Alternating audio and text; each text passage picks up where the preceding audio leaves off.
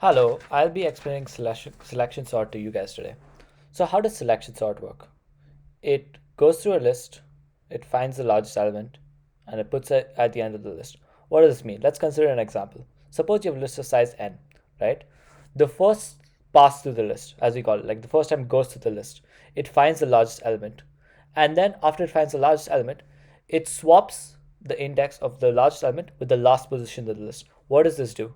This means that our last index is sorted because the largest element should be at the end of the list, right? And selection sort, the first pass accomplishes that. Next, on the next pass, aka on the second pass, what it does is it goes from index 0 to n minus 1. And again, it finds the largest element in 0 to n minus 1 and puts it at the second last index, right? So now we know our last two indexes are sorted because we already knew our first, last one was sorted. And now we know our last two are sorted. And it keeps doing this till we have a sorted list, right?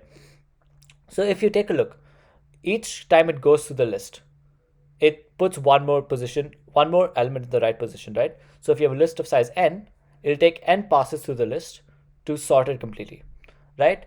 And let's think about the number of comparisons you need to make, like the number of items you need to check to find the largest element. On your first pass through the list, there are n elements, right? So to find the greatest number in n elements, you need to make n comparisons. On your second pass through the list, there's only n minus one elements you need to check because the last index already sorted. We don't care about it anymore, right?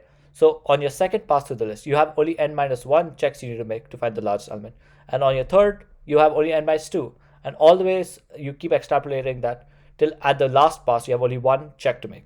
So on average, you need n by two checks to find the largest element. So to sort a list, you need to make n passes each of n by 2. So your overall complexity is O of n squared by 2. And that's all.